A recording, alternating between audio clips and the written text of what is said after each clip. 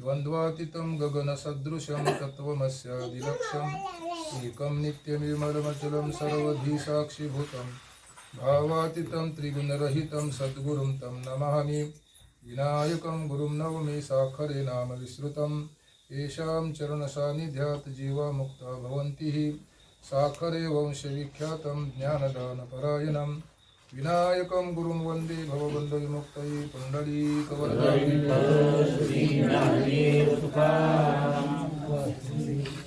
क्षीरसिंधू परिसरी शक्तीच्या कर्णकुबरी नेनवकरी श्री त्रिपुरारी सांगितले जे ते क्षीर कल्लोळा तो मकरोदरी भुगतो होता तयाचा हतो पैठे झाले तो मत्स्येंद्र सप्तशृंगी भगनावया चौरंगी भेटला की तो सर्वांगी संपूर्ण झाला. अध्याय 18. 18 अध्यायामध्ये जवळजवळ शेवटचा श्लोक झाल्यानंतर त्याच्या शेवटच्या ओव्या आहेत.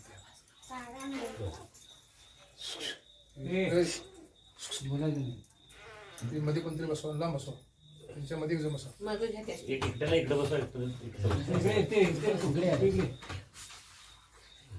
जमलेले सर्व भाविक भक्त, ज्ञानानं वयानं थोर असणारी मंडळी, सर्वांना प्रणाम करून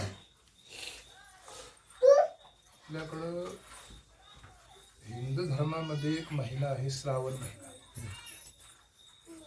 श्रावण महिन्यामध्ये पुराण वाचतात.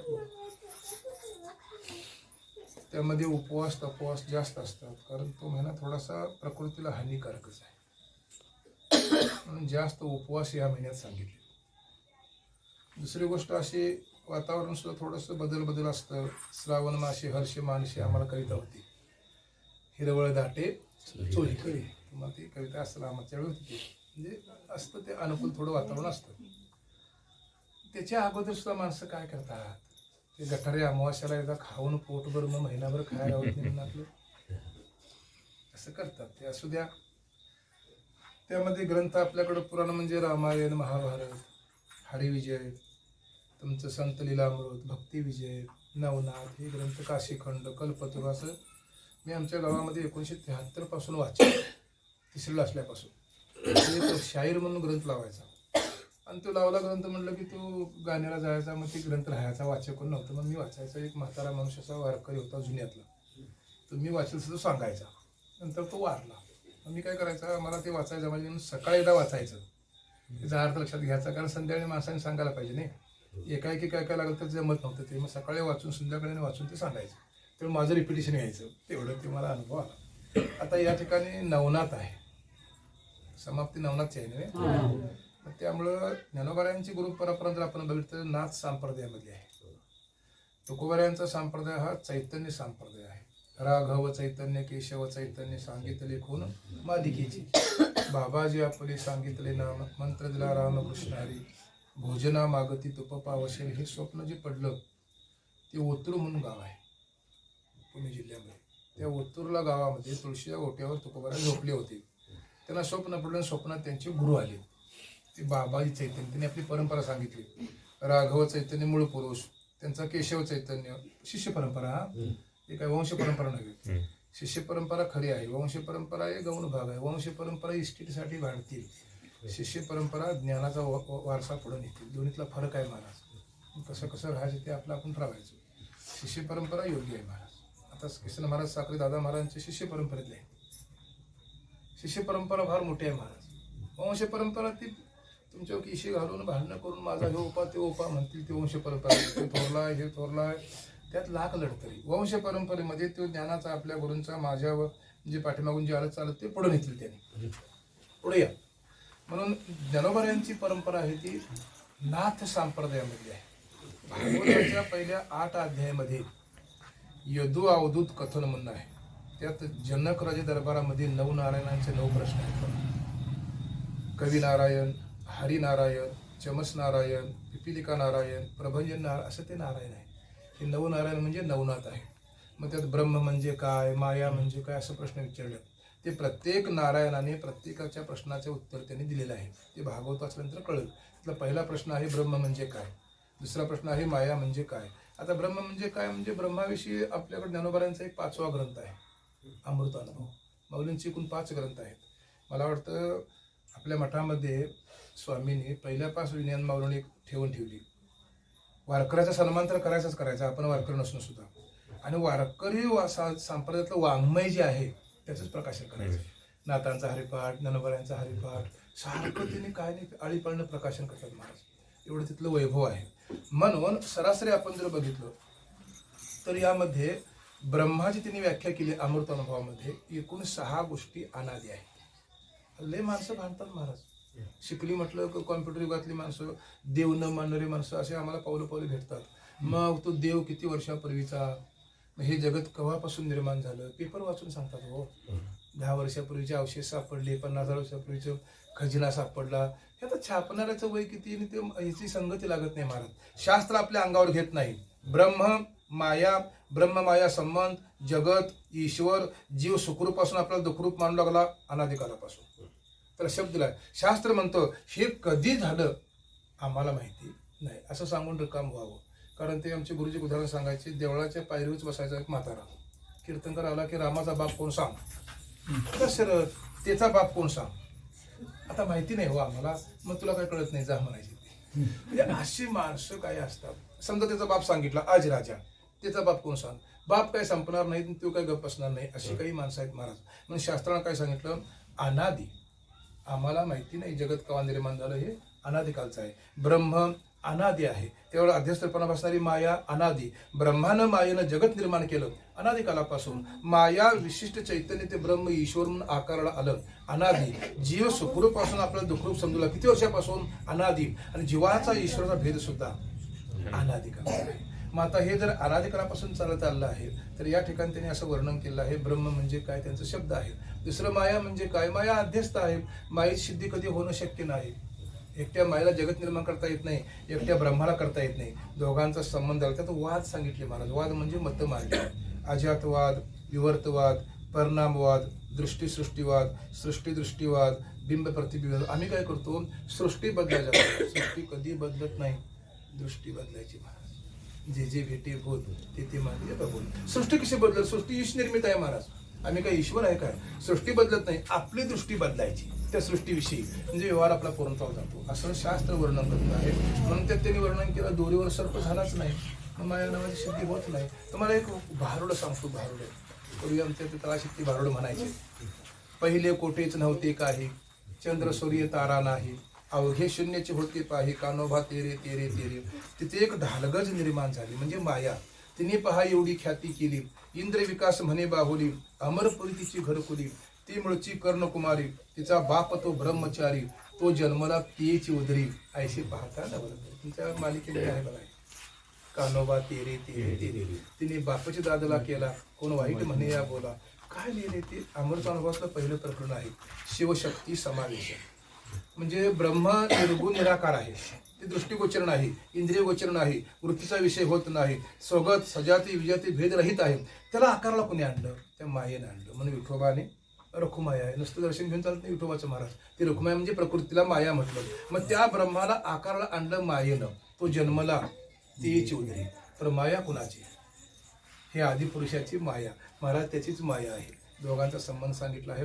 असं त्या भागवतामध्ये हे विषय रंगवलेला आहे. ब्रह्म माया ह्या सगळ्या 9 नारायणाने त्याचं उत्तर दिलेलं आहे महाराज. कवी नारायण, हरिनारायण, पेरा पेरा.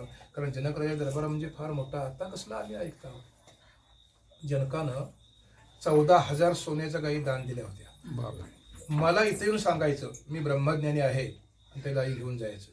आता मी जर तुम्हाला म्हटलो मी महाराज आहे, तुम्ही लोक मूर्ख म्हणतील मला. नाही मूर्खा, तू महाराज आहेसच, सांगतोस कशाला महाराज म्हणून. आणि मी ब्रह्मज्ञानी आहे जर म्हटलो, अरे तू आहेस ना, कशाला सांगालास ब्रह्मज्ञानी म्हणून. आणि सांगणारा सांगायसाठी उरत नाही. ज्ञान गुळीने गावा गोविंद दुगा, ज्ञानदेवा मौन. जे ज्ञान झालं तो मौन पाळून असतो, असं एक आख्यायिक आहे. मग त्या गायी कोण नेल्या, या ज्ञानिक ऋषीने नेल्या. त्यांनी म्हटले तरी जनकराजाने, ओ तुम्ही ऋषी, तुम्ही ब्रह्मज्ञानी आहात का, एक शब्द बोला नाही. त्या गायी न्यायचं काम केलं. त्या यज्ञवल्क्यांची प्रवचनं जनकाच्या दरबारामध्ये आणि ऐकायला सगळे पंडित होते. परत ते याज्ञवल्क्य काय केलं, जनका ऐकलंस काय, जनका ऐकलंस काय. बाकीचे लोक चीर चीर करायचे, आमच्याकडं बोट करीत नाही, नुसतं जनकालाच सांगतात. हे जनक तेवढा अधिकारी आहे काय, असं लोकांना तिथल्या सभेत वाटतं, मग आम्हाला का वाटत नाही सांगा महाराज. एवढा फरक जरी कळत गेला तरी आजच्या प्रमाणाचं फल मिळेल महाराज. काय वाटलं मग ते जाणलं याज्ञवल्क्याने. दुसऱ्या दिवशी काय केलं, प्रवचनला बसले. कोण? याज्ञवल्क्य ऋषी. त्याची मिथिला नगरी जनकाची, तिला अग्नी लावला आणि प्रवचनला बसले. मध्येच म्हटले, जनका काय ऐकतोस प्रवचन, तुझी नगरी जळाली. गुरुजी तुम्ही प्रवचन चालू करा, नगरी माझी नवं. दुसऱ्या दिवशी त्या प्रवचनच्या मंडपाला अग्नी लावला आणि प्रवचनला बसले. आणि मध्येच म्हटले, जनका अरे मंडप जळतो आहे, कसलं प्रवचन ऐकतोस. गुरुजी मंडप माझा नव्हे, प्रवचन चालू करा. तिसऱ्या दिवशी त्याच्या राजवाड्याला अग्नी लावला आणि प्रवचनला बसले याज्ञवल्क्य ऋषी. अरे जनका काय ऐकतोस तू प्रवचन, तुझा राजवाडा जळतोय. गुरुजी राजवाडा माझा नव्हे, तुम्ही चालू करा प्रवचन. तो राजवाडा जळून चौथ्या दिवशी त्याचा एक अर्धा पाय जळत होता जनकाचा. जनका तू काय ऐकतोस, तुझा पाय जळतो. गुरुजी पाय सुद्धा माझा नव्हे, तुम्ही प्रवचन चालू करा. मग त्याच्याकडे बोट का करतोय बाकीच्या लोकांना कळलं. एवढे जनक राजे अधिकारी होते. त्या दरबारामध्ये ह्या 9 जणांचं 9 प्रश्न आहे. आता असे असणार ना, तर यांचं जन्मकथन जर आपण बघितलं तर पाठीमाग असं चरित्र आहे. पार्वती माता त्याने महादेवांच्याकडं एक मागणी केली, इच्छा प्रकट केली, मला ब्रह्मज्ञान हवं आहे. आता ते ब्रह्मज्ञान कळायसाठी महाराज एवढं सामान्य गोष्टी आहेत का. आणि परत ते विषय आला बघा पुढे, मगाचा विषय आला. ब्रह्मज्ञान कळायसाठी साधन चतुष्टय संपन्नयुक्त अधिकारी लागतो महाराज. पहिल्यांदा आपल्या अंतःकरणातून पाप वासना करण्याचं कर्म निघून गेलं पाहिजे. तो ब्रह्मज्ञानाचा अधिकारी आहे. ते आमच्याकडे एक महाराज यायचे जीप गाडी घेऊन. पूर्वी आम्ही टाळायला जायचं, वारले ते. मी कुणाच्या पैशाला हात लावित नाही. त्यांचं होतं हॉटेल. आमचे खोडील महाराज आहेत. महाराज खोडले असतात महाराज. आम्ही दोघं जण म्हटले चहा प्यायचा. ते मी म्हटलं चहा कुठे पित नाही, हातला नाही म्हणजे मुद्दाम त्यांना ते सवय. आज महाराजांच्या हातला चहा प्यायचा. गेला चहा प्यायला तर ती मिरच्या घेऊन आली, भाजी अशी निम्म्या कुजलेल्या. ते मंडळी म्हणतात, हे मिरच्या नको या कुजलेल्या आहे बघ, त्यांना फुकट दिल्या का घे, गावल्या माणसं खात्यात. मी इकडं तुम्ही कुजलेल्या मिरच्या घालणार, तिकडं काय म्हणायचं, मी स्पर्श करत नाही तुम्हाला. दोष आहेत महाराज आपल्या आचरणामध्ये. पाप करण्याची वासना अंतःकरणातून गेली पाहिजे, हा मरदोष आहे महाराज. निघून घ्यायला पाहिजे महाराज. पापाचे अनेक प्रकार सत्यपणे सांगितले. महापाप, उपपाप, कायिक, वाचिक, मानसिक पाप. महापापामध्ये सुरापान, ब्रह्महत्या, परसदारागमन, गुरुपतंग वखंड बघणं, चौघांची संगत करणं, किती आहे बघा त्यात बारकावा महाराज. हे अंतःकरणातून गेलं पाहिजे. एक दोष निघून गेला. दुसरा दोष आहे चंचलता निघून गेली पाहिजे. आपल्याकडून उपासना घडली पाहिजे. घाईचं बैसून करा एक चित्त. स्वामी शेवटला बोलायचे नाही. त्यांचा बोलताना पहिला शब्द सज्जन हो, ऐका. काय ताकद आहे. म्हणजे बसलेली मंडळी कोण सगळी दुनियात म्हणून सांगायला सज्जन हो, ऐका. म्हणजे आम्ही सज्जन. एवढं त्यांचं भाषण सौम्य होतं. म्हणजे विनम्रता त्या भाषणात नव्हती, म्हणजे त्यांच्या बोलण्यात नव्हतं. त्याला महात्मा म्हणतात महाराज. म्हणून उपासना आपल्याकडे पाहिजे महाराज. उपासना झाली, 2 दोष जर निघून गेले, चंचलता आणि पाप वासना, तर साधन चतुष्टय होऊन तो यथार्थ गुरुना शरण गेला पाहिजे. गुरु सुद्धा यथार्थ पाहिजे महाराज. अजून आमच्या इथलं म्हातारा बडबडते मला बघून की पोरं गावात फिरते रचने कोणतं धरून आणलेले माळा घातल्या मी. हो, ती मला बघून म्हणते, गुरु गावात चोऱ्या करी, शिष्य ओढ्यानं मासा मारे. सांगून ते अजून आता वारलं ते म्हातारं. काय म्हणते ते, शिष्य ओढ्यानं मासा मारी, गुरु गावात चोऱ्या करी. असा गुरु शिष्य असेल तर दोघंही नरकाला महाराज. म्हणून त्या विचारसागरामध्ये तिसरा तरंग घातला आहे. कोणीही येऊ, शिष्याच्या शंकेचे निरसन करता आलं पाहिजे. 6 शास्त्राचा अध्ययन, अजून शास्त्रांची नावं माहिती नाहीत आम्हाला. ब्रह्मनिष्ठ पाहिजे महाराज. जे जे भेटे भूत ते कोणी येऊ, त्याचा उद्धार व्हावा. तळमळ पाहिजे. असो ऐसा कोठे आठवची नाही. आणि आपल्या अंतःकरणामध्ये समाजाचा, जगाचा, शिष्याचा किंवा उद्धार व्हावा. तळमळ पाहिजे. सहज बोलणे हित उपदेश करोनी सायस, त्याला गुरु म्हटलं. आणि मग शिष्यांची लक्षणं सांगितली. वाणी अर्पण, तन अर्पण, मन अर्पण, धन अर्पण, काय अर्पण. हे अर्पण त्याचं नाव शिष्य आहे. अर्पण करतात का, त्यांची जागा मला कधी गावतात हे बघतात महाराज. आपल्या संपत्ती ते जागा महाराज पवित्र आहे. मी सारखं म्हणते, म्हणजे उघड नाही मला विनय माऊलीने स्वीकारलं महाराज. आमच्या वारकरी संप्रदायामध्ये 2-3 घटना घडल्या. पहिला मठाधिपती बरोबर वागत नाही, पण दुसरा नेमला. पहिल्याने त्याचा खून केला. मी ऐकलं असलं. ही वारकरी संप्रदाय आणि तिथं हयात आहेत तोपर्यंत त्यांनी दुसरा मठाधिपती नेमला. काय ताकद आहे. आपण नेऊन दंडान धरून बसवलं आपल्या जाग्यावर. बरोबर. आमचे साखरे महाराज सांगतात, दशरथ गादीवर आहे, त्याच्या रामाच्या लहू अंकुशचे केस पिकले, दशरथ गादी सोडायला तयार नाही, मग लहू अंकुश का बसायला मला सांगा. राम तर तुम्ही जोडणंच द्या, पण हे त्या मठात नाही महाराज. वैभव आहे ना, त्याला गुरु म्हटलं आहे. म्हणून ही लक्षणं त्यांनी सांगितली. म्हणून ती सगळी लक्षणं ज्यांच्या अंगी बांधली, म्हणजे 2 दोष निघून गेले आणि विवेक, वैराग्य, समाधी, षटक, मुमुक्षत्व आणि हे कर्म, उपासना, श्रवण, मनन, निध्यासन सगळी साधनं ज्याच्याकडे गोळा करून घेऊन तो गुरु शोधत आहे, तो ब्रह्मज्ञानाचा अधिकार आहे. आता विवेकाविषयी सगळं प्रवचन होईल महाराज.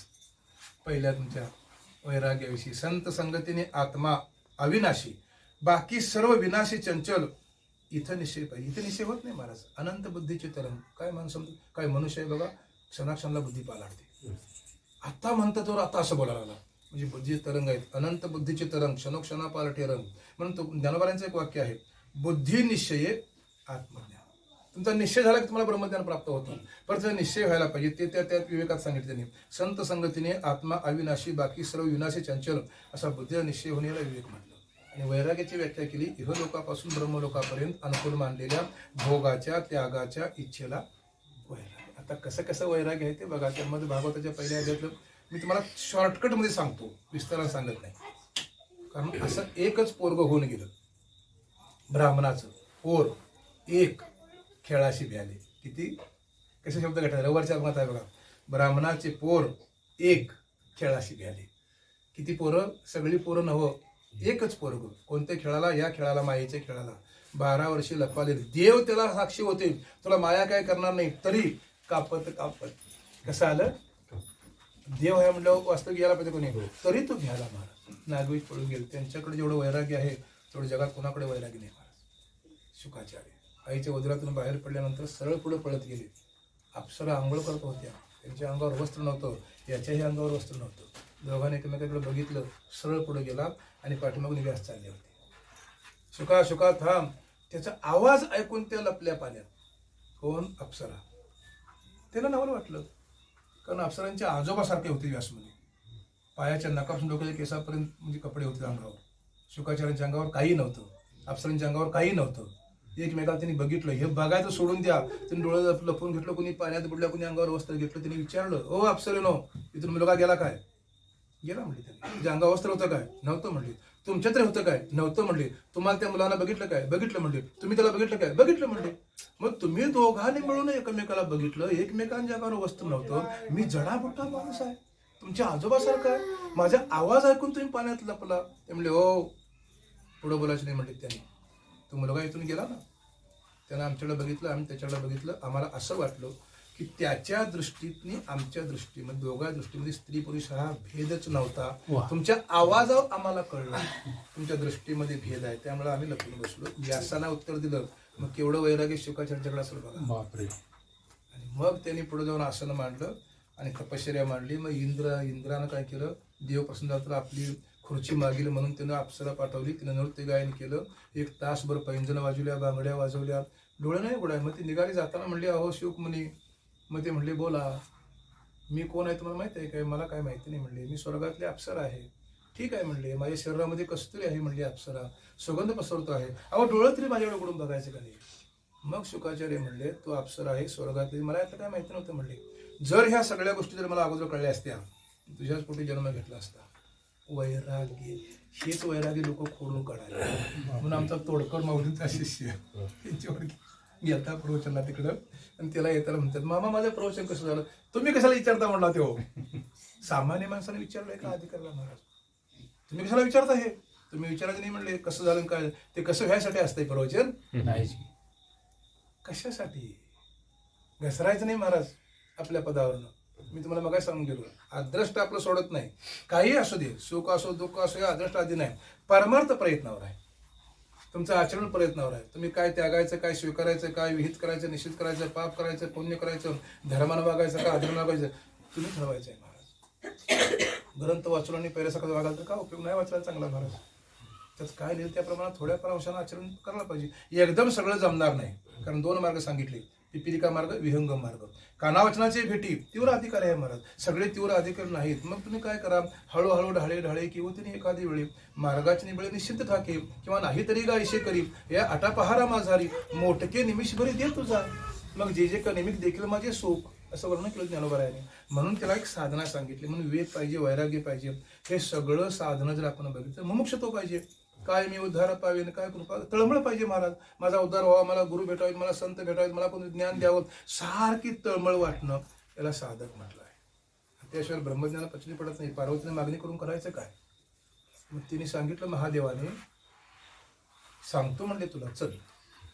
आता ते लोकांतात चालत नाही महाराज, म्हणून आश्रम आहे. खाली आपलं ध्यानघर आहे ना आश्रमात, त्यासाठी आहे ते महाराज. प्रत्येक मठामध्ये जे ध्यानघर खाली आहे ते गुरु शिष्यासाठी जागा आहे महाराज.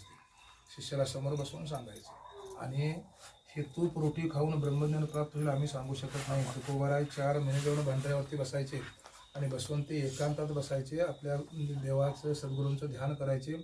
खायचे काय मग? तुकोबारायांचं गात्यामध्ये प्रमाण आहे, पाहून या झाडे ओरबडून पाला, मग त्या विठ्ठला आळवावे. झाडं बघायची, पाला ओरबडायचं नाही खायचं. हे आता कसं झालंय, सप्त्यातल्या आधी पहिल्या पंक्तीचं नियोजन मागणं हो. आधी काय काय मेन्यू करणार इथून सुरुवात. मी दिंडीतून चालतोय कधी बघितलं का नाही, अगोदर त्यांचं नियोजन, संध्याकाळी काय करणार सांगा, नाश्त्याला काय करणार सांगा, राहायला पाहिजे महाराज. मी काय नावं ठेवते अशातला भाग नाही. कशासाठी? ज्यासाठी आपण पंढरपूरला हेतू घेऊन आलो तो राहायला पाहिजेच महाराज. काहीतरी मदारासा म्हणा, अभंग काहीतरी म्हणा, काय नाही त्याची जेवायचं कवासा नाही, ठिया कवासा येतो नाही, चहा कवासा नाही, कुणाचा चहा, तू काय देणार सांग, आम्हाला काहीतरी गोड पदार्थ व्हायला. डॉक्टर संघ दिल्लीच्या, दिल्ली थांबली की लाईन लागते. कशाला? इंजेक्शनाला. कारण ती मोफत सेवा देतो. मी त्याला म्हटलं, तू प्रत्येक इंजेक्शनला 100 रुपये घे, तुझ्या पुढे पेशंट दिसतो मला विचार म्हणलं. मग हे बुवा भांडतोय म्हणतात लोक, हे आम्हाला नकोच बुवा का. असा संघर्ष निर्माण होतो महाराज. करायचा जाईल तिकडे विचार. मग तुकोबारांचं वाक्यच आहे ना, आत बाहेर जग आणि आत मन. तुका म्हणे आम्हा युद्धाचा प्रसंगी सारखा प्रसंग आहे आपल्याकडं. म्हणून त्यांनी सांगितलं की हे लोकांतात नाही ज्ञान प्राप्त होणार, एकांतात जायला पाहिजे. मग महादेव पार्वतीला घेऊन कुठे आले? समुद्राच्या काठावरती आले. सांगाय चालू केलं महाराज. अनाधिकारी नाही, झोप आली पार्वती मातेला आणि ती झोपली. पण हिने सांगायला चालू केलं. ते सांगितलं ज्ञान एका नवनारायणातल्या नारायणानं माश्याच्या पोटात ऐकलं. तर ती कथा सगळी विस्तारण आहे त्या नवनाथ, तुम्ही ऐकले सगळे. फार ते म्हणजे किचकट ही भाग आहे. ते ऋषी चालले किंवा आणि कोण चालले त्यांचं ते सगळं म्हणजे ते द्रोणात साठवलं, हे सगळं ते माश्यानं गिळलं, सगळा तो भाग किचकट भाग आहे. तिकडे आपण नाही वळायचं. पण ते महादेवांचं ब्रह्मज्ञान सांगताना पार्वतीला कुणी घेतलं? माश्याच्या पोटामध्ये मच्छी घातला. म्हणून त्याचं वर्णन केलं आहे. आदिनाथ गुरु सकळ सिद्धांचा मच्छिंद्र तयाचा मुख्य शिष्य. हे आदिनाथ परंपरेतला पहिला शिष्य जर कोण असेल मच्छिंद्र, तेच मच्छिंद्र आणि गोरक्षाला ज्ञान दिलं. दोघांच्या मधला कथेचा भाग तुम्ही सगळ्यांनी ग्रंथ ऐकलेले म्हणले आहात नाही. कारण पहिला नाथ आहे मच्छिंद्रनाथ आहे. ते त्या नाथ संप्रदायातली विद्या फार कठीण आहे महाराज. हे तूप रोट्या खाऊन वारकरी पोळ्या खाऊन झोपायचं म्हणजे ते ज्ञान नवं महाराज. आम्हाला ती कीर्तनला आम्ही त्या आकडे कधी बोललो की नाही बाबा आमच्या बाबत कीर्तन येतं काय, जेवणाच काय सोय आधी विचारता. आगा म्हटलं तुम्हाला उपाशी ठेवत नाहीत, या तरी हा बदर. ह्या आमच्या वारकरी जेवणाचं कसं कसं आधी विचारतात. तसं ते ज्ञान नाही महाराज. मधुगिरी मागायची. त्यांच्यात साबरी विद्या, अष्टांग योग, समाधी योग, संजीवनी विद्या, सगळ्या विद्या नाथ संप्रदायामध्ये आहे. 12 वर्षे आदिनाथांची दीक्षा घेऊन तपश्चर्याला गेलेत. कोण? मच्छिंद्रनाथ. भिक्षांदेही भिक्षांदेही भिक्षांदेही. आता सुद्धा ज्ञानोबारायांनी मधुगिरी मागितली म्हणून आळंदीमध्ये मुलं मधुगिरी मागतात.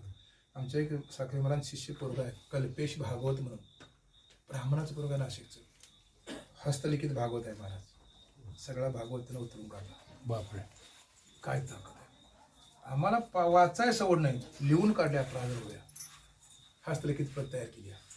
अशी खरं मधुगिरी मागतो श्रीमंत मुलगा असून का माऊलीने मागितली. मग आता मधुगिरी मागताना अनेक अनुभव. आम्हाला केव्हा मागायची वेळ नाही. मधुगिरी मागून आम्ही आधी बुवा आमचं सांगतात भाकरी पाहिजे आणि मला पेशीला वाढायचं तर मी येतो सांगतात. मी त्या मठात बाजूला बसत नाही, कारण ही चांग महेशी कुठं बसू देते महाराज. सगळ्या पंक्तीत बसायचं आपण. मी कधीही कीर्तनला काल्याची कीर्तनला गेलो तर सगळ्या माणसातनी वारकरीतनी बसतो. आपल्याला वेगळं काही नाही महाराज, त्यांच्यावर बसायचं आपण. वेगळं नाही, आपण वेगळं नाहीच तर वेगळं कसं. तुमच्या आमचा माझा आत्मा सगळ्यांचा एक आहे, पण ही वेगळी हिनी प्रथा पाळीत आणल्या सगळ्या महाराज. आणि आहे ते राहिली वेगळी असा एक तुकोबारायांचा अभंग आहे. म्हणून ते मधुगिरी मागताना अनेक अनुभव. एका घरात गेले, बाबा तुला मधुगिरी वाढतो खरं, मला संतान होईल काय? संतान नव्हतं, म्हणजे मूल बाळ नव्हतं. त्यांचा भाव बघितला, गुरूंचं स्मरण केलं, आणि ती काकतली झोळीतली एक चिमोटी संध्याकाळ झोपतात खावा मचन गेले निघून. आता ते गेल्यावर संध्याकाळचे काम तिकडे काय काम हो, जमले की चार चौघे. हे कान फाडे आहेत, यांच्याकडे जादू टोना हा, हे मंत्री विद्या करतात, पाठीमानं कुत्र म्हणून फिरवती, ते खाऊ नको तुमच्या. मग ते कुठे नेऊन टाकलं? 12 वर्षांनी ती फिरी आली. अलक माऊली आली, तुम्ही कशाला आला? मुलगा दाखवा. बाबा कुठला दाखवू मुलगा? म्हणली आयुष्य काढतो आले अशीच. संतानच नाही ना, ओळखलं याने ओळखलं नाही. ते जाळून भस्म करून सांगितलं, मी 12 वर्षापूर्वी आलो होतो, तुम्हाला भस्म चिमुडी दिली होती, कुठं आहे मुलगा? मग ती मागलं स्मरण झालं, भेदरली. काय बोलायचं तयार नाही, शाप दिला तर काय करायचं? मग तिने सांगितलं टाकलं कुठं तरी सांगा. मग दाखवलं उत्कीर्ण. अलक म्हटल्यावर आतून आवाज आला, अलक म्हणून. मग ते खोरी पावडी आणली, ते सगळं उत्कीर्डा उपसला, त्यातून हरिनारायणाचा अवतार झाला. राखेतून आला म्हणून गोरक्ष. आता एसटी निघून गेल्यावर मागणं हात करून का उपयोग आहे का? आता मला मुलगा दे नाही, तुमच्या नशिबात आपल्यासोबत घेऊन गेले. हे पहिले 2 खरे गुरु शिष्य आणि नाथांचं त्यात जास्त वर्णन आहे. गोरक्षांचं मच्छिंद्रनाथांचं. तिसरा नाथ जो आहे तो गहिनी आहे. कसं वर्णन केलंय बघा. आदिनाथ गुरु सकळ सिद्धांचा, मच्छिंद्र त्याचा मुख्य शिष्य. मच्छिंद्राने बोध गोरक्षाशी केला, गोरक्ष ओळला. दोघांचे चरित्र आहे. थोडं थोडं आपण चरित्र बघत पुढे जाईल. त्यांनी त्यांना संजीवनी विद्या दिली होती गोरक्षाला, आणि ती संजीवनी विद्या पाठ करताना काही मुलं खेळत होती. मुलं खेळताना त्या मुलाने काय केलं, चिखलाची बैलगाडी केली, आणि त्यांना गाडीवान करता येईना म्हणून हे झाडाखाली विद्या पाठ करत बसले होते. महाराज महाराज आम्ही चिखलाची बैलगाडी केली, आम्हाला काय हे म्हणजे गाडीवान करता येत नाही, तुम्ही एवढं करा. गोरक्षाने चिखल मळायला चालू केला आणि मंत्र तोंडानं म्हटला संजीवनी. त्याचा परिणाम असा झाला, कर्दम पुतळ्यामध्ये एका नाथांचा अवतार, त्याचं नाव गहिनीनाथ आहे. चिखलच पळायला की हो. ताकद आहे मंत्राची महाराज, आमच्याकडे काही ताकद नाही. आम्ही नेहमी सांगतो, ज्ञानोबांची ज्ञानेश्वरी जी लिहिली आहे ती सच्चिदानंद बाबांनी लिहिली आहे, ज्ञानोबांनी नाही लिहिली महाराज. हा जगामध्ये एक असं आश्चर्य आहे, तिथे देव नाही, नंतर देव बसवला. दगड सोळका. आपेगाव पैठणवरून ही मंडळी पश्चिमेला आली, नेवाशाला गेली तर ते घनदाट अरण्य होतं. त्याला रमणीय ठिकाण वाटलं. दगड सोळका होता, त्या दगडावर टिकून बसली माऊली, आणि तेवढ्या तिथून ती अंत्ययात्रा चालली होती. आता ती चालल्यानंतर ती माऊली पाठीमागून ती पुढे अंत्ययात्रा, कारण त्या काळामध्ये सत्याची प्रथा होती नाही, अग्नी थोडी घालायची. मग ती म्हणलं तर 10 मिनिटाच्या अंतरावर ते स्मशान आहे, कोणतरी साधू बसलाय, पाय धरल्यावर सौभाग्यवती भाऊ. फार तिने वाईट तोंड केलं, ती निघाली. माऊली म्हटले असं कसं होईल माऊली, मी तुला आशीर्वाद दिलाय, तुला दुःख का होतंय? नाही, तुमच्यासारख्या महात्म्यांचा आशीर्वाद खोटा होतोय म्हणून दुःख होतोय म्हणली. मी म्हणले होणार नाही खोटं. मग ते बघा माझी पुढे प्रेत अंत्ययात्रा चालली आहे माझ्या पतींची, मी चाललोय सती उडी घरात चाललोय म्हणले, आणि तुम्ही तर म्हणता सौभाग्यवती भाऊ. पाठीमागं आणलं महाराज, ठेवलं, डोक्यावर हात ठेवला, त्याला जिवंत केला. सच्चिदानंद बाबा आदरे लेखक झाला. त्यानं सांगितलं, कोण माझे आप इष्ट मित्र सगळे सोयरे सगळे आहेत ना, निघून जा. ज्याने मला आयुष्य दिलं आहे त्यांच्यासोबत उरलेलं आयुष्य मी काढणार आहे सांगितलं. तेव्हापासून तो माऊलीच्या सोबत होता, त्यानं लिहून घेतलं. माऊलीने फक्त मुखातून अक्षर बाहेर काढली. त्या वाणीची ताकद आहे, त्या वाणीची ताकद होती. चिखल पळायला लागला. आम्ही रोज जरी वाणीन काय बडबडलं, चिखल तरी पळाय, कुठला माणसं पळणार. चिखल कशाला पळतो मला आता पडते, ते आश्रयाला म्हणून त्या मठात जायचं. तेवढंच देह वाणी तिथं पवित्र जागा आहे महाराज. जागेवर बरंच अवलंबून आहे. मला एक रामायणातलं छोटं उदाहरण सांगतो मी. राम, लक्ष्मण, सीता तिघं चालली होती. त्याला क्रम होता, राम, सीता, लक्ष्मण. चालताना एका अरण्यातून रामाचा त्या भूमीवर पाय पडला. त्यांच्या मनी मानसी विचार आले, मी माझ्या आईचं वचन पूर्ण करण्यासाठी आलोय, लक्ष्मण कशाला यायचं हो, काय गरज आहे याची? काही बोलले नाहीत ते. लक्ष्मण सीतेला पाय पडला. ती म्हणली माझ्या पती सेवा करण्यासाठी मी आले. हे लक्ष्मण भाऊजी कशाला आले असतील आणि आपल्या मनी मानशी नाही काय बोलली त्यांनी. लक्ष्मणचा पाय पडल्यावर तो म्हणतो आहे याच्या आईने याला शाप दिलाय वनवासाला जा म्हणून, मला नाही कशाला आणलाय महाराज. तिघांचं 3 विचार झाले, पण एकमेकाला काय बोललं नाही. ते अरण्य संपलं, पुढे गेले, एका झाडाखाली बसले. राम म्हटले लक्ष्मणा तुझ्याविषयी माझ्या मनात वाईट विचार आले होते. दादा माझंही असंच झालं. सीता म्हणली माझंही असंच झालं. प्रभूने थोडा अंतर्मुख होऊन विचार केला तर ते जे जागा होती ना ती अरण्य, एका असुरानं अधर्मानं राज्य केलं होतं आणि ती रक्त लांछित ती जागा होती. म्हणजे अरण्य धर्माची जागा नव्हती. अधर्माच्या भूमीवर जर पाय पडला तर रामाची ही बुद्धी अधर्मरूपी होती आहे. तर मग आम्ही ज्या ठिकाणी जाऊ त्या ठिकाणी कशी जागा असेल. म्हणून तो मठ आहे तो पवित्र आहे महाराज. त्या ठिकाणी आपण पवित्र होऊनच ऐकायचं. आज सुद्धा जागा ती पवित्रतेने राखलेली आहे महाराज. गुरु शिष्य परंपरा ठेवून तिथली ठेवण तिथले जर व्यवहार बघितले तुम्ही कधी आधीमध्ये जा. मी एकदा गेलो त्या वडगावला कीर्तनला, लगेच माऊलींचा फोन माळीसाहेबांनी केला, महाराज येणार आहेत मठात, त्याची व्यवस्था करा आणि पुढे जावा. लगेच तिने ते पाणी आणून पाय करून चहा पाणी करून पुढे फोन करतो महाराज. कोणासाठी घरची माणसं करीत नाही तेवढं. पुढे ठेवणं आज सुद्धा अशी ठिकाण आहेत म्हणून जगत चाललंय महाराज. हे चालणार नाही महाराज. म्हणून तो कर्दम पुतळा पळायला लागला चिखलाचा. मग गौरक्षाला काही कळलं नाही. भूत भूत भूत सगळी पोरं लपून बसली. आकाशवाणी झाली. हे भूत नसून एका नवनारायणाचा अवतार त्यामध्ये आहे. त्याचं नाव गहिनीनाथ आहे महाराज. म्हणजे आदिनाथ गुरु मच्छिंद्राने बोध गोरक्षाशी केला. गोरक्षोळा गहिनी प्रती गहिनी प्रसादे निवृत्ती दाता. आता हे पुढे आलं बघा. म्हणजे गहिनी निवृत्ती भेट एका डोंगरावरती आहे. कारण त्या काळामध्ये ज्ञानोबरायांना अतिशय त्रास झाला. चारी भावनांना विठ्ठलपंतांनाही त्रास झाला. मग त्यांनी काय केलं, आता इथं राहायलाच नको म्हणले. ती चारी भांडं घेतली, रुक्मिणी माता घेतली विठ्ठलपंतांनी माऊलींच्या वडिलांनी आणि सरळ ब्रह्मगिरी पर्वत गाठला. ब्रह्मगिरी पर्वत आज परिसर करतात ना लोक. 3600 किलोमीटर अंतर आहे ते ब्रह्मगिरी परिक्रमा म्हणून आहे ते. आणि काही असा भाग आहे की त्या ठिकाणी गाव वस्ती असं काही नाही. खरं माणसं आहेत सारखी. म्हणजे पाठीमागं पुढं अशी माणसं सारखी चालतात. ती 3600 किलोमीटर म्हणजे 3 महिने काहीतरी लागते ते ब्रह्मगिरी पर्वताला म्हणजे प्रदेशाला घराला. त्याने नियम केला होता रोज कुशावरती नदीची आंघोळ करायची. कुशावरती रात्री 2 वाजता उठायचं. किती वाजता? 2 वाजता. कंटाळा करायचा नाही रोज. आणि मग त्या ब्रह्मगिरी पर्वताला शैव्य म्हणजे उजव्या बाजूनं प्रदक्षिणा करायच्या. असा 6 महिने नियम चालू होता. आणि एक दिवस नियम चालू असताना त्यांच्या पाठी वाघ लागला. आता वाघ लागल्यावर ते सगळी मुलं तिने गोळा केली. थोरले कोण निवृत्तनाथ ते पळता पळता पुढे गेले. बाकी 3 मुलं सापडली विठ्ठलपंतांना. ते पळताना निवृत्तनाथ ते पुढे एका गुहेमध्ये गेले. त्या गुहेमध्ये गहिनीनाथ होते. 6 अभंग आहे बघा.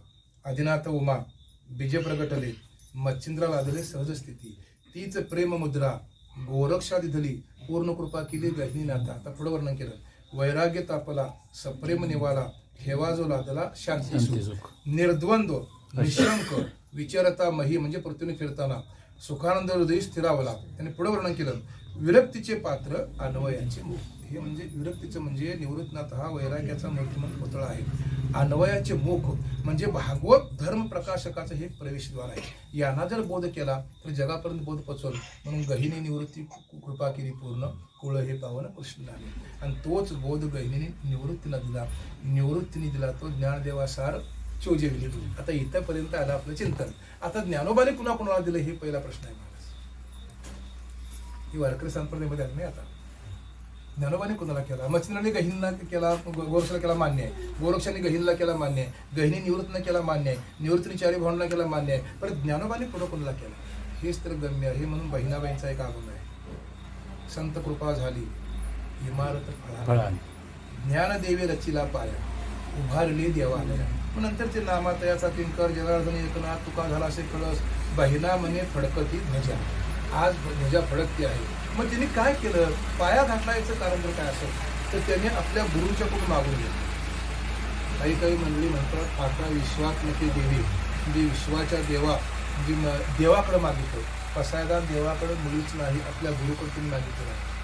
आणि ज्ञानेश्वरीमध्ये ज्या वेळी श्लोकाच्या अगोदरच्या ओव्या आहेत ना सगळ्या आपल्या गुरुंच्या विषयी लिहित महाराज. 12व्यातली पहिली ओवी आहे जय जय व शुद्धे उदारे प्रसिद्धे. 15व्यातली पहिली आहे जो आता हृदय हे आपुरे चौपाळून भले. 13व्यातली पहिली आहे जो आत्मरूप गणेशू केली स्मरण सगळी विद्येचे होय अधिकरण. ह्या ज्या काही ओव्या आहेत ते आपल्या गुरुंच्या विषयी मागून लिहिली आहेत. आणि त्या गुरुंच्याकडून तिने मागून घेतलं की हे माझ्या गुरुनाथा विश्वादेवा निवृत्तीनाथा हे मागून जे ज्ञान आलं आहे एकाने एकाला असं नको नको. हे सगळ्या जगापर्यंत गेलं पाहिजे. हे सगळं किंबहुना सर्व सुखी सगळी झाली पाहिजे. या मृत्यूलोकात सगळ्यांच्यावर मंगलाचा वर्षाव झाला पाहिजे. खळ आहेत, दुष्ट आहेत, निंदक आहेत, पापी आहेत, यांच्या मनात सगळा हे दुष्टपणा निघून गेला पाहिजे. सगळ्यांच्या मनामध्ये सत्कर्माविषयी वाढ निर्माण झाली पाहिजे, म्हणजे पसायदान आहे. आणि मग ते म्हणे श्री विश्वेश्वरावर त्यांनी ते मागणं मान्य केले. याचा अर्थ आहे भागवत धर्माचा पाया घातला म्हणून त्यांनी वर्णन केलं आहे. बघा, जयाने घातली मुक्तीची गवंदी म्हणजे काय? पंगत. या मृत्यूलोकामध्ये पहिल्यांदा समूहानं पंगत मोक्षाची कुणी वाटली असेल? ज्ञानोबांनी. मिळविली मांदी वैष्णवांची. मांदी म्हणजे समूह. समूह मिळवला वैष्णवांचा कुणी? ज्ञानोबांनी. म्हणून भागवत धर्माला त्यांनी पाया घातला आहे. हे सगळ्यांच्यापर्यंत ज्ञान पोहोचलं पाहिजे असं म्हटलं. असा असणारा तो एक नाथ संप्रदायातला ज्ञानोबांच्यापर्यंत परंपरा जर आपण बघितलं तर मध्ये काही नाथांचं चरित्र जर आपण बघितली, जास्त चरित्र आहे ते गोरख. कारण मच्छिंद्रांचं चरित्र कमी आहे. मच्छिंद्र हे आद्य गुरु आहे आणि आद्य गुरु असून नवनाथामध्ये पहिल्या 12 अध्यायापर्यंत मच्छिंद्रांचं चरित्र आहे. तिथून पुढं गोरक्षांचं चरित्र आहे. मच्छिंद्र तीर्थयात्रा करत करत कुठं गेले? ते स्त्री देशामध्ये गेले, स्त्री देशामध्ये. आणि तिथली एक मैनाकिनी म्हणून त्यांची पत्नी झाली. त्यांच्यापासून त्यांना एक मीननाथ झाला. आणि त्यावेळी गोरक्ष आपल्या गुरुंना शोधत गेले होते. गोरक्ष आपल्या गुरुंना शोधत होते आणि कानिपनाथ आपल्या गुरुला शोधत होते, जालिंदरास. आता कानिपनाथांचे गुरु जालिंद्रनाथ हे त्या घोड्याच्या लिदीमध्ये त्या पुरले होते. कोण राजा? तो कोणतरी राजामध्ये आहे बघा, तो गोपीचंद राजानं त्याला पुरलं होतं. आणि ते माहिती होतं गोरक्षांना. आणि कानिपनाथांना माहिती होतं की मच्छिंद्रनाथ ही स्थिर राज्यामध्ये आहेत. दोघांची गाठभेट झाली आणि त्यावेळी एकमेकाच्या विद्येचा उहापोह झाला. कानिपानी झाडाचं आंब तोडून जागेवर आणलं. गोरक्ष म्हणजे मला आंबे खायचे आहेत, लगेच त्या विद्येनं आणलं जागेवर. गोरक्षाने ते झाडाला लगेच चिकटवलं. मग दोघांच्या विद्येमध्ये थोडंसं संघर्ष झाला. तुझा गुरु कोण? तुझा गुरु कोण?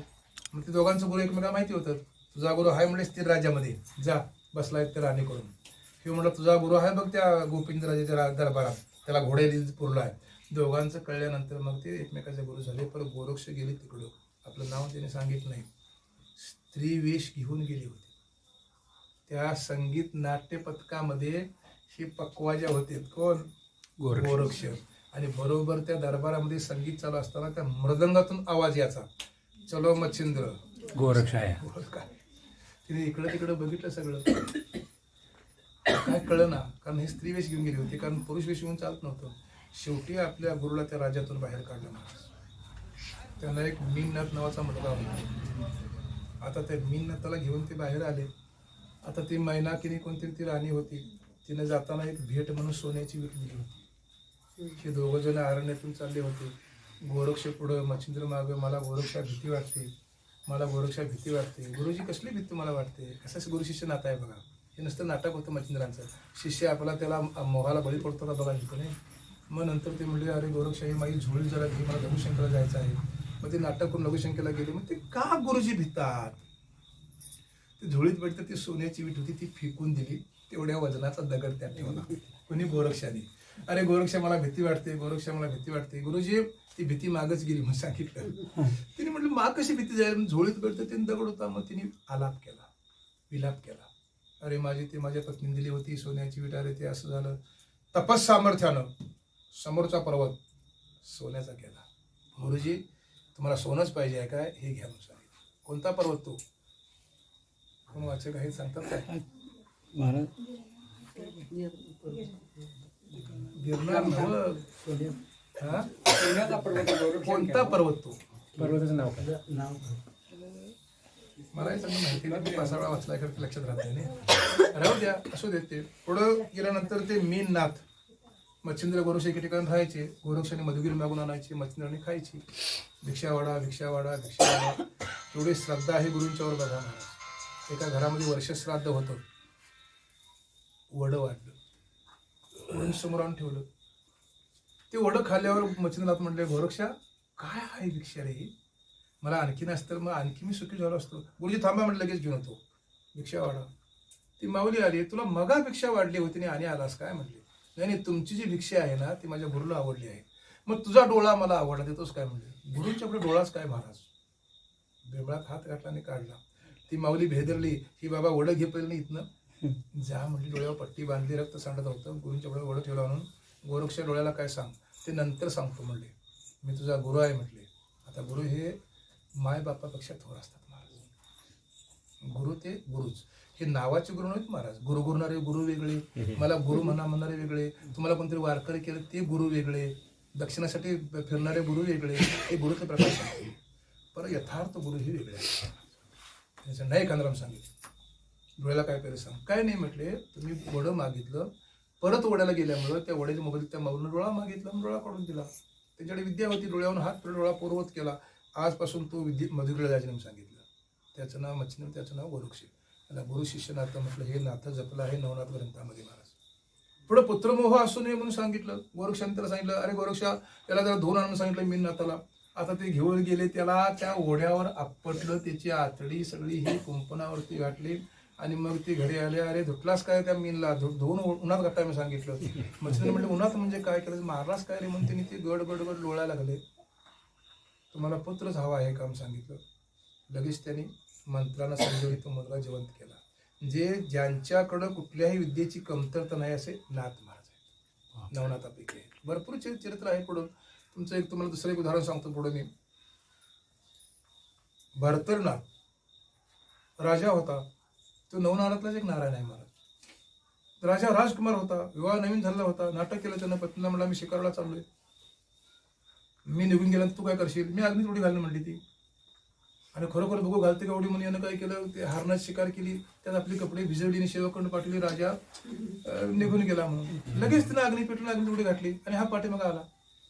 आता पत्नी निघून गेली म्हटल्यावर फार त्याला त्रास झाला. स्मशानात गेला, माझी पिंगला अन्नपाणी त्यागून बसला. आता हे घालवाय पाहिजे कोणतरी, नाही त्याला गुरुच लागतो महाराज, दुसरं कोणाला जात नाही महाराज. माता पिता बंधू बहिणी कोणी न पावती निर्वाणी, इष्टमित्र सज्जन सखे हे तर सुखाची मांडणी. एकला मी ते मी प्रवचन असं गेलो, झालं नाही प्रवचन. मी म्हणलं का हो, जेवाय बसाला. अरे बाप, काय करायचं. असे काय असतात ते इष्टमित्र सज्जन सखे हे तर सुखाची मांडणी. एकला मी दुःख भोगी कुंभपाक जाचणी, तेथे कोणी सोडविण्या ऐका. सद्गुरू शब्द घातला. सद्गुरू, आता त्याला गुरु पाहिजे. मग गोरक्ष गेले. त्यांनी काय केलं होतं, जाताना एक लोटा नेला होता, लोटा खापराचं मडकं. आणि जो ह्या स्मशानात बसला होता भरतरी, ते समोर जाऊन ठेच लागून ते पडले आणि ते लोट फोडले. माझा लोटा हे म्हणतात. तो म्हणतो आहे माझी पिंगला. मग ते भरतरला ऐकलं तर नवल वाटलं. ओ कोण तुम्ही, असे शेकडो लोटे मिळतील, कशाला लोटेसाठी रडता, हे असलं गाडग्यासाठी रडता. ते म्हणले, हो कोण तुम्ही, अशा शेकडो पिंगला दाखव तुम्हाला म्हणले, कशाला रडतोस पिंगलीसाठी. लगेच त्यांनी तो मंत्र म्हटल्यावर वर्ण स्वर्गातून हजारो पिंगला आल्या. पिंगला म्हटले, तुझं माझं नातं एवढंच होतं, मी निघून गेलो, कशाला नाशासाठी तू प्रयत्न करतोयस, देवाला प्राप्त करून घे ना. हे नाथांचं चरित्र कशासाठी वाचायचं, आम्ही कुठतरी त्या मोहात अडकून पडू नये म्हणून ते चरित्र आहे. म्हणून ग्रंथ वाचायचे महाराज. ते काय माहिती नाही म्हणून ग्रंथ आहे. सगळे ग्रंथ तुम्हाला मी रामायण महाभारत तोंडपाठ सांगतो, पण माझ्या जर नाही आचरण तर त्याचा काय उपयोग आहे महाराज. बरोबर, हे माझ्या मागला असलं तर काय उपयोगाचं नाही. त्यातून परिवर्तन नाम परमार्थ आहे महाराज. आपल्या मठातलं एक वाक्य आहे, त्याचं कसं आहे ते, समन्वयशी समाधी. समाधीपर्यंत पोहोचलं पाहिजे महाराज. समाधी म्हणजे मी स्वरूपानं कोण आहे माझं मला कळलं पाहिजे. गुरूंच्या सानिध्यात राहून जर अभ्यास घडला, साधन चतुष्टय संपन्नयुक्त जर अंतरंग साधनामध्ये जर मग्न झाला, तर स्वरूपाने मी देव आहे म्हणतो, बाकी सगळ्याचा जगाचा विसर पडतो आणि त्यातलं जो आनंद भोगतो आहे. तुका म्हणे खातो आनंदाचे लाडू, नका चर पडू घ्या रो तुम्ही. सर्व सुख लिहालो, सर्व अलंकार आनंदे निर्भर डुलत असो, ही अवस्था प्राप्त करण्यासाठी सगळी साधना आहे महाराज. मग ती एका जन्मात होईल आमचे महाराज सांगायचे, अनंत जन्म जातील. तिळे तिळे पुण्य साचा पडे, ती बहुता जन्मी जोडी. नाम तुझे वाचेसे आतुडे, मग समागम घडे संतांचं. मग बैसता संतांचे संगती, कळू आले कमलापती. आपले कोणीच नव्हती, निश्चय चित्ती दृढ झाला. सुख या संत समागमे, नित्य दुनावे तुझिया नामे. दहन होती सकळ हे कर्मे, सर्व काळ प्रेम डुलत असे. वैष्णवा संगती सुख वाटे जीवा, अनेक मी देवा काय नेणे. ही सगळी जर आपण प्रमाण बघितली तर आम्हाला सुखाचा मार्ग सांगणारे हे पुराण आहे. आणि पुराणामध्ये जर आपण ते वाचत पुढे गेलो तर त्यात काय चरित्र आहे, कशासाठी लिहिलं आहे, त्याचा जर आपण अभ्यास केला तर अनात्म जी वस्तू आहे ती आपल्याला दुःख देते आहे, ती नाशवंत आहे आणि स्वरूपानं आम्ही देव आहेत एवढं कळलं तरी बस म्हणून ते पुराण वाचायचं. आणि हे सगळं त्या नाथाने आपल्याला दाखवलेलं आहे. अडभंगीनाथ म्हणून एक आहे बघा नाथ, अडभंगीनाथ 12,000 वर्ष खांद्यावर नांगर घेऊन डाव्या पायाच्या अंगठ्यावर एका जागेवरच उभारला होता. किती वर्षे? तुम्हाला 12,000 वर्ष. 12,000 वर्ष. हो, त्या द्वापार त्या त्रेतायुगामध्ये तेवढं आयुष्य होतं ना आपल्याला. पूर्वीच्या काळामध्ये आमचे महाराज सांगायचे 6 महिने समाधीमध्ये योगी अन्नपाणी त्यागून आनंदात राहतो महाराज. नाही म्हणतात आता पोटभर जेवलं म्हणजे तुमच्या तोंडावर तेज येतं असं काय नाही महाराज. तुमचं जे आतलं सुख आहे ते प्राप्त झालं ना ते बाहेर उभं स्वभाव म्हणजे बाहेर असं एक प्रमाण अंतरचे बाह्य स्वभाव. हा ते अंतरचे तिथलं ते प्रमाण कसं आहे पर्यंत असं आहे. पण सरासरी बघितलं तर नाथांचे चरित्र जर आपण बघितले तर त्यामधून आपल्याला बोध होतो आहे. म्हणून मच्छिंद्र असेल, गोरक्ष असेल, गहिनी असेल, जालिंद्र असेल, चडपटे असेल, कानिप असेल, त्यापैकी आज सुद्धा 3 नाथ गुप्त अद्यापी फिरतात असं एक प्रमाण आहे.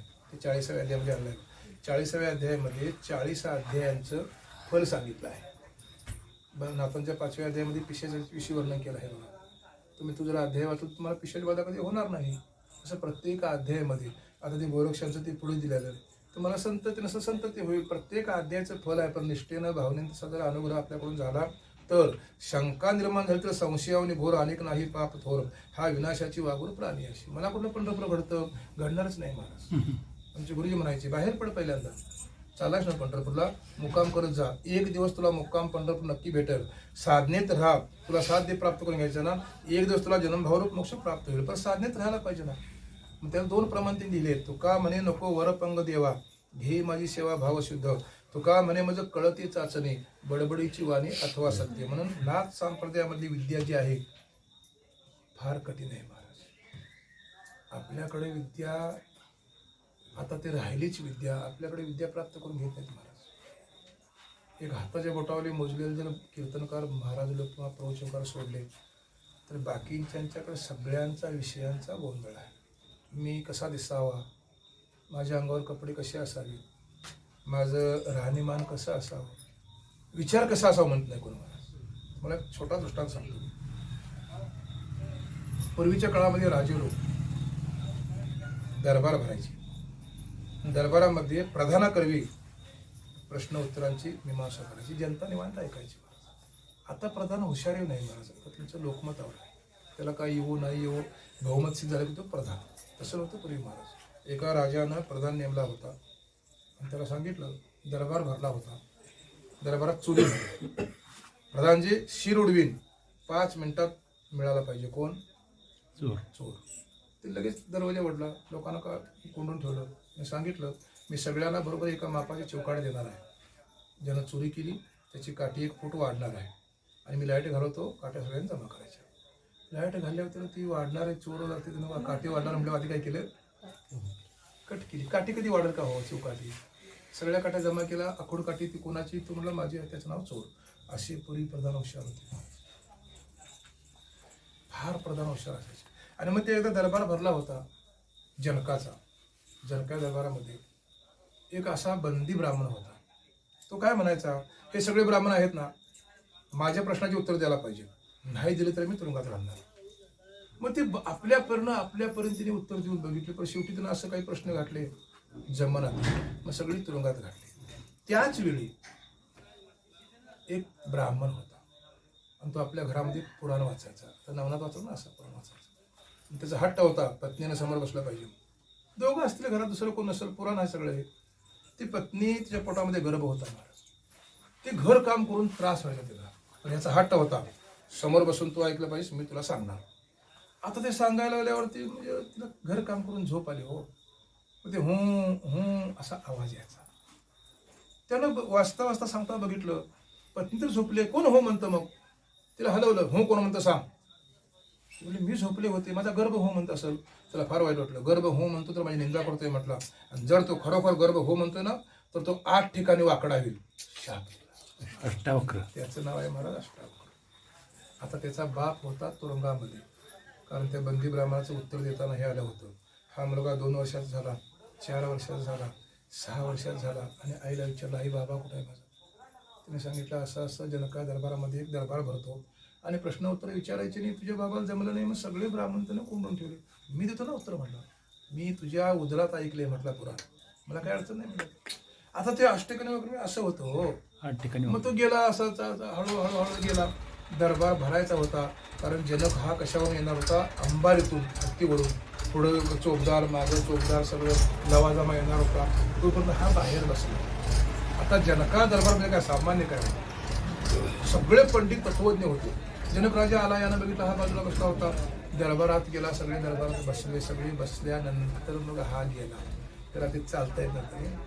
असा करत गेल्यावर त्या जनका सकट सगळ्यांनी बघितलं आणि खो खो खो खो हसून पडले. तो म्हणतो, हसतात का मला हे?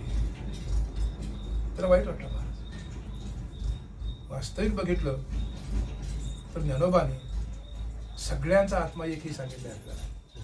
रेड्याच्या पाठीवर वळ मारलं, पण वळ उठलं माऊलीच्या पाठीवर.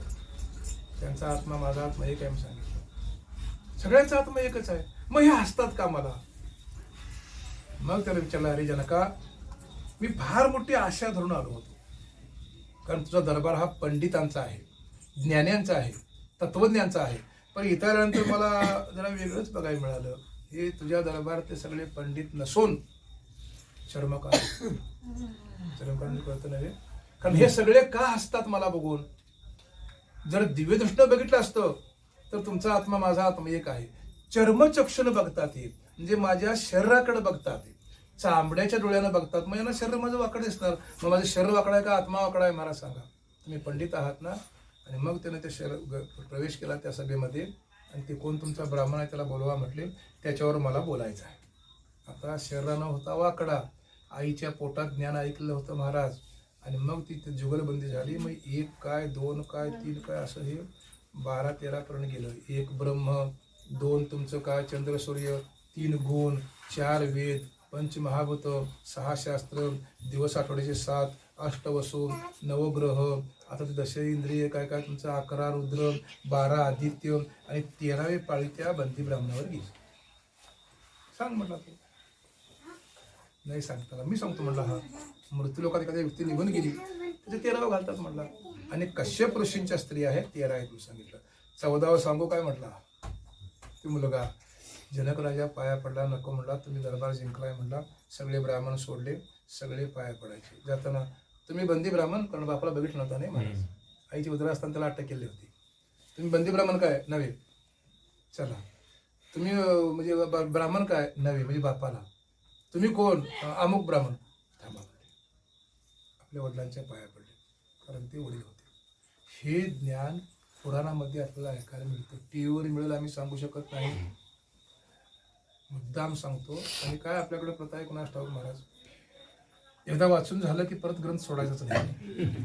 आता पुढच्या श्रावण महिन्याच्या वेळी ती बी अमावस्या झाल्यानंतर त्यात आणि काहीतरी तुमची अडचण आली घरात, तर राहिलं सगळं. काय कुणास ठाऊक माणसं अडचणीबद्दलच काय कर्मकांड होतं काय मला कळत नाही. मी आता एवढं रोज ग्रंथ सगळं वाचतोय. बुधवारी पंढरपूर सोडायने असं कुठं लिहिलेलं नाही महाराज. नाही, वारकरी भक्त माणसं कर्मकांडात अडकतात महाराज. का कुणास ठाऊक. आम्ही एकदा पंढरपूर आषाढवारला चाललो, असं माऊली चलत निघाला. थांबा थांबा म्हटलं गाडीवर. काय झालं? म्हटलं आज बुधवार आहे माऊली. आमचं माऊली बुधवार काय मानित नाही म्हणली.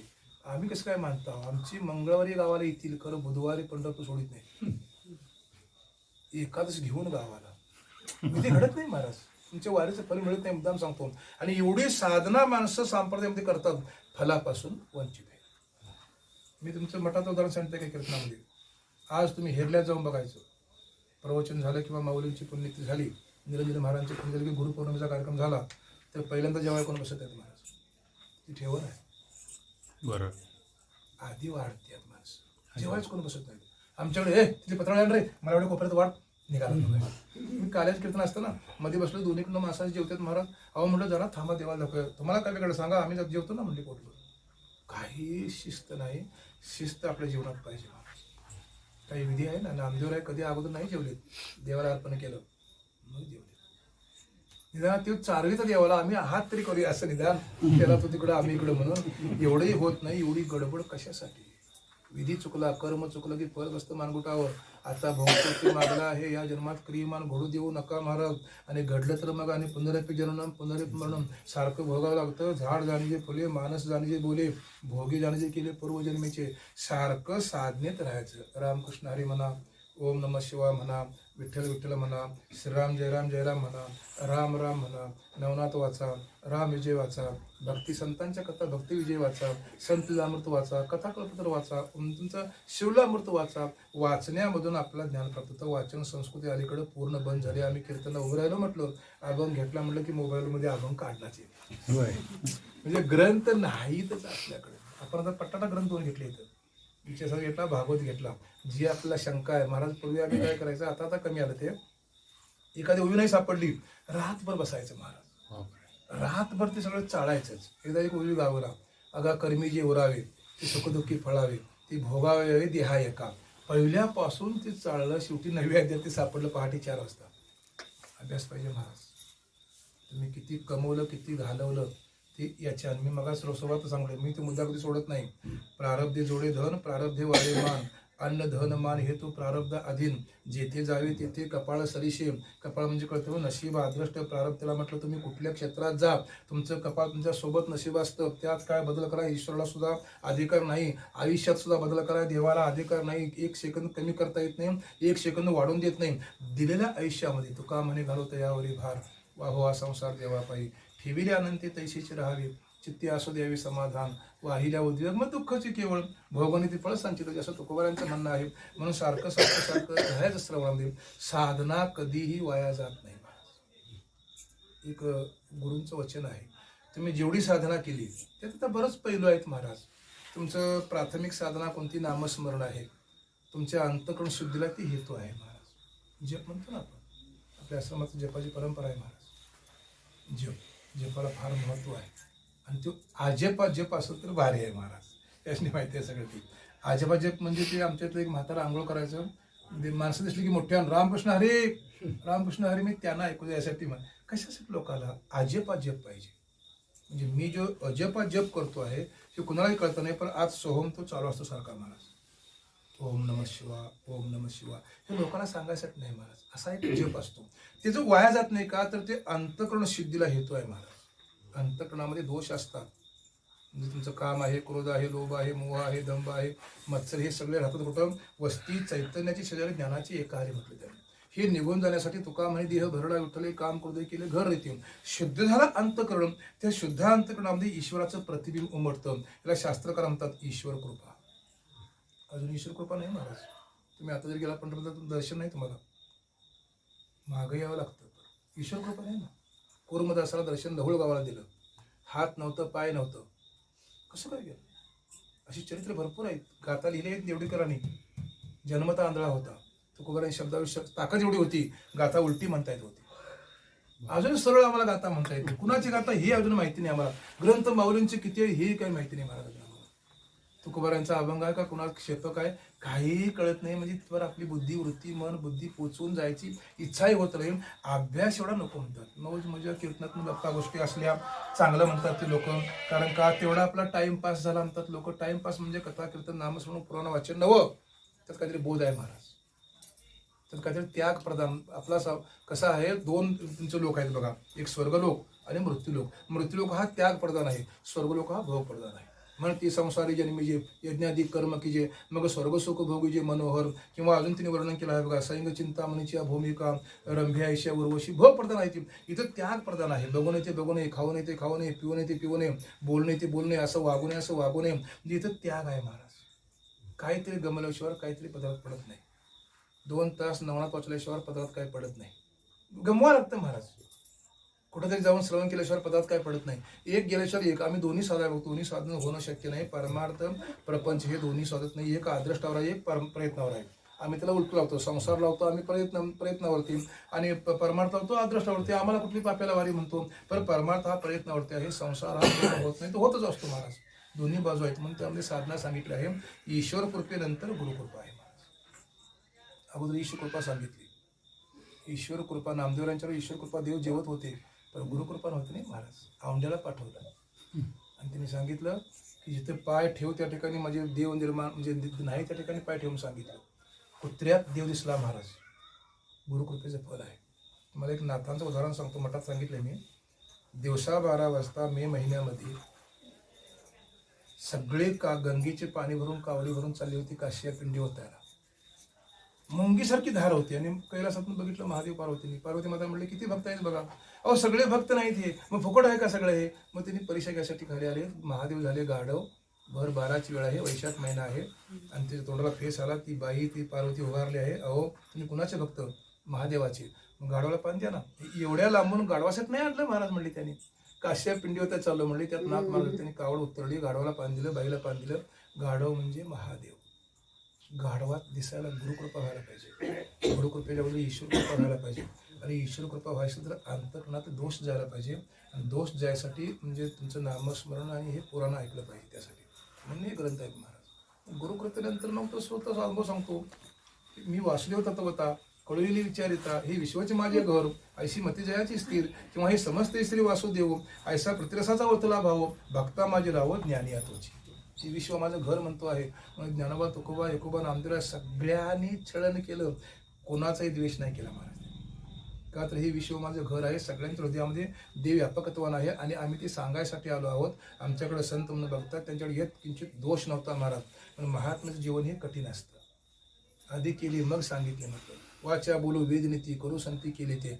गुरुकृपेनंतर शास्त्र कृपा आहे. एक प्रमाण आहे ज्ञानोबरायांचं. गुरुकृपेने शास्त्र हाती नशिवे. परमार्थ मनानं चालत नाही. आपल्याला गुरु पाहिजे, बळकट पाहिजे महाराज. गुरुकृपेशिवाय शास्त्र आपला अवगत होणं शक्य नाही. शास्त्रकृपेनंतर मग अंतःकरण कृपा ज्यावेळी असेल त्यावेळी देह तादात निघून जातं आणि मग संकेत होतात महाराज. संकेत होतात ना, विज्ञान मारून संकेत होत होते. कळत होतं महाराज. ज्ञानोबा तुकोबांना पुढचं कळत होतं काय घडणार आहे. मग मी अगोदर सांगितलं होतं मी अमुक टायमाला अमुक दिवशी मी समाधी घेणार आहे. ताकद केवढी आहे महाराज. आता सगळी छापतील संजीवन समाधी म्हणून. एकच समाधी संजीवन समाधी आहे ज्ञानोबरायांची, इतरांची नाही महाराज. वयाच्या 21व्या वर्षी 5 ग्रंथ लिहिले. हरिपाठ लिहिला, अभंगाता लिहिली, चांगदेव पासष्ट लिहिली, ज्ञानेश्वर लिहिली आणि अमृतानुभव लिहिला. सामान्य गोष्ट नाहीत महाराज. ही संतांच्या विभूती धर्मा लागे अवतरती. येथे उपकारासाठी आले घर जेव्हा वैकुंठी. अंतःकरण कृपा झाली की देह तादात्म्य निघून जातो. तो देह कधीही पडला, तो देह हा 5चा उसना आणलेला आहे, तो पंचतच विलीन होणार. मी तत्वानं कोण आहे, स्वरूपानं मी देव आहे, अशी गुरूंची कृपा होते. आणि मग शास्त्र कृपा होऊन अंतःकरण कृपा होते.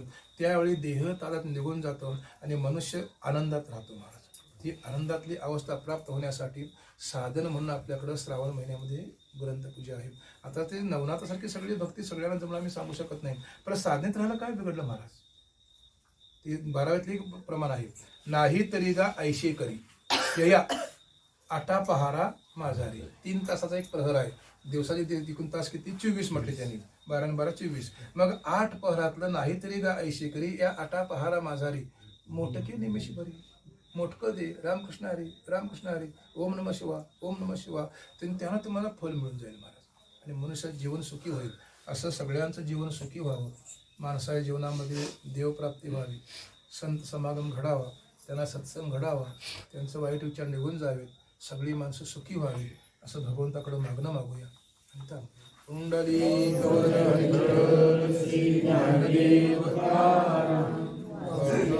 विश्वात्मके देवी